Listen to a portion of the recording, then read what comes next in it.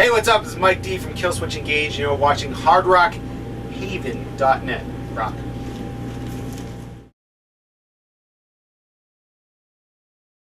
Well, we got Mike here with Killswitch Engage. You're on tour with Lamb of God, Testament, and Huntress. How's the tour been going so far? It's great. Everyone's getting along really well. We've known the Lamb of God guys since, 2004. We went on our first tour with them, the Headbangers Ball tour. Always wanted to tour Testament, and it's kind of a dream come true. They're an amazing band. And Huntress are really nice people. I didn't really know much of their music till they started the tour, but it's King Diamond-ish. I like it. Well, something that a lot of people know about you, you do the graphic design, you do like the album covers and stuff for the band, but also for other bands. How did you get into art in the first place? Through music, really, and skateboarding. Kind of everything in my life revolved around skateboarding at one time or another. Just looking at other skateboarders' shirts, band t-shirts and stuff. That's how I got into the Misfits, how I got into Circle Jerks, Sam Hain, stuff like that. And you know, at the time, I had a lot of friends that had bands as well, and I was going through a technical high school where you'd have a week of shop and a week of classes. And one of the classes you could take was graphic arts, which is printing presses and stuff like that. And I started doing it because you know, I had a bunch of friends that needed record covers, like, you know, back then 7-inch covers or flyers for shows or posters or stickers. You could always sneak stuff on the press before the teachers saw.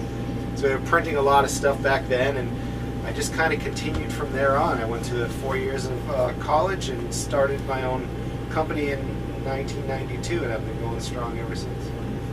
I know one of my favorites has been the Crowbar album. Oh, cool! That was a really fun one. Yeah. How did you get hooked up with Kirk, and where did that cover idea come from? I've been a long time friends with Jamie Josta, and he manages Kirk, actually, which is weird. I'm not sure if he manages Crowbar. He definitely manages Kirk, which is weird. But I've been doing a lot of his Hatebreed stuff, a lot of his Hateware stuff, and a lot of his Jamie Josta stuff whenever possible. And I'm known as one of the big Crowbar fans. Like I make no bones about it. I tell everybody it's one of my favorite bands of all time. So I had met Kurt over the summer, you know, a year before that record came out, and told him how much I loved the band and that I would love to do work for him. And then talked to Jamie, and it seemed like a great fit. And they really didn't have too much say. It was more just sending the artwork to Jamie and seeing if he was okay with it. But they really, as far as I know, really liked what I did, and I was super happy. It's one of my favorite pieces I've done in a while. You know, because it's not just the layout, but it was also the tour T-shirts and you know, the digital booklets and all. Really, really fun stuff. Well, it fit pretty well with the title. You have the sword. Yeah, there was actually severing. There was like 3 or 4 different titles floating around, and I kind of gravitated towards that one and said that might make the best cover out of the bunch. Obviously, it was a great move getting Jesse back into the fold.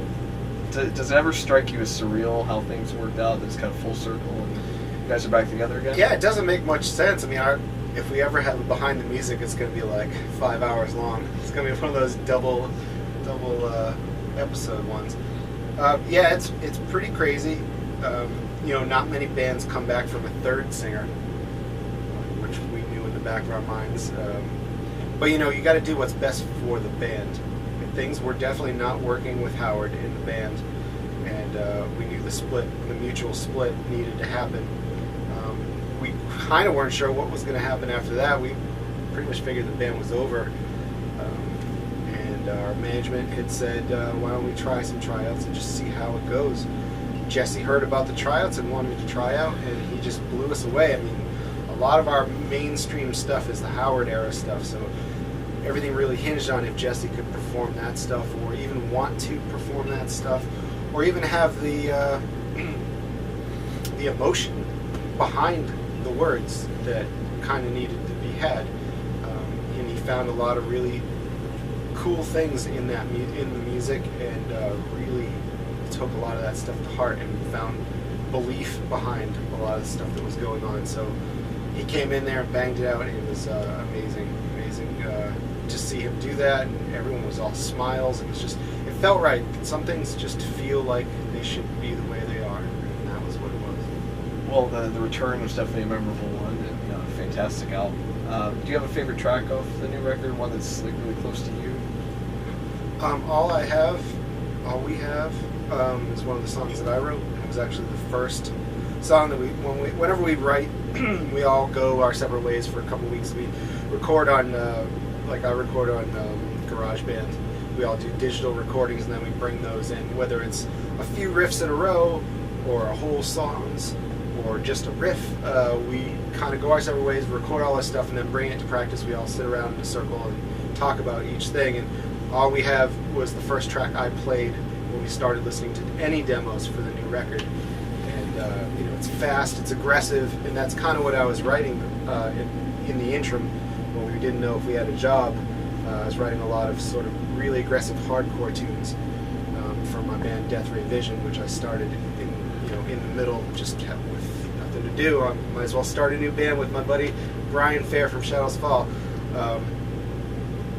We played that, and Adam looked at me and he said, you know, that's exactly the type of stuff I want to write too. So I'm not saying that was the reason why the record took on that tone, but it was kind of, everyone heard that and sort of took attention to it. Well, you just mentioned Death Ray Vision. What's going on with that?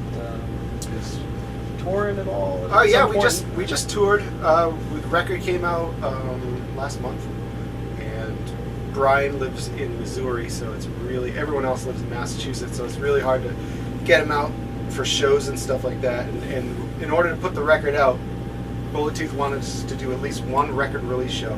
So we really don't play that many shows. It was just a really fun band, something to do with friends, and do cover songs and stuff like that, and play bars. We were just doing it for a good time, no expectations.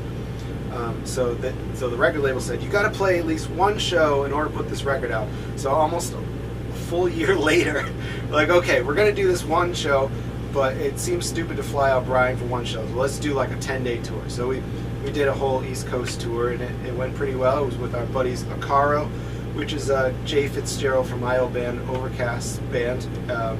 Jay Fitzgerald is also our drum tech for Killswitch, and we also went out with Sworn Enemy, which are old buddies of Killswitch from way back in Ozfest 2003. We had a really good time. You know, it's just a bunch of old guys making some racket, really pissed off old guys.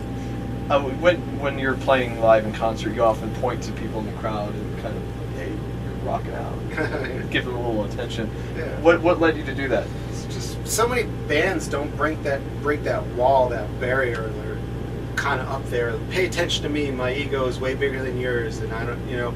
And I really like breaking that wall and just saying thanks to people who come out and are paying attention, even.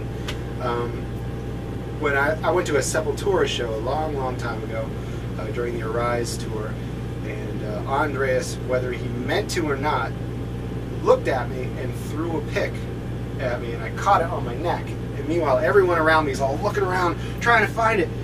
And I peeled it off my neck, and I gave him the thumbs up, and he gave me one back. And I was like, wow, that's the first time anyone's ever acknowledged my existence being at a show. And I always thought that was like the coolest thing, just to show thanks, just to say thanks. You know, thanks for being there. Are there any bass players out there in kind of up and coming bands, or just someone that you think people should know in metal? In metal, let's see. A new band you're a fan of? I like a lot of old bands.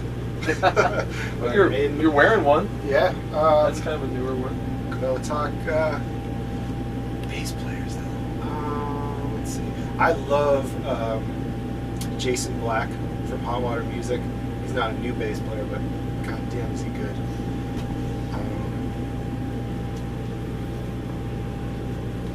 No one really stands out. I don't know. Who's the bass? Who listens to bass? Really?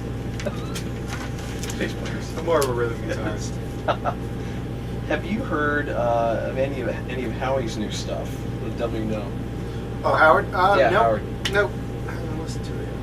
I know it's coming out kind of soon, I thought. So, what you said that there was kind of a situation where it just couldn't continue the way it was touring with Howard. Was it? It seemed like health was an element. Was there personal stuff there too, or? So cool if you don't want to talk about it. Yeah. It was just Howard had a buildup of a lot of different things that were going on in his life that made it impossible for us to tour together. Just I find it interesting that it seems like that must have been resolved, because it looks like he's started a new project. Yeah, so I hope everything's well with him. Good. Anything you'd like to say to Killswitch fans out there that are watching this right now? Thank you. Like you said, we've switched singers, we've switched drummers, we've had guitarists in the hospital with back injuries, we've missed tours, we've missed shows, we've done all this stuff, and you guys are still the greatest fans ever. The love that we get being in Killswitch is above and beyond any band I've ever been in, and it feels great to have that much, that many people behind you really believing in what you're doing. It warms the heart. So thank you guys for being there for us, because we really do appreciate it. And it's pretty evident and obvious that we couldn't do it without you, so thank you very much. Thank you for the time. It's been a pleasure talking to you.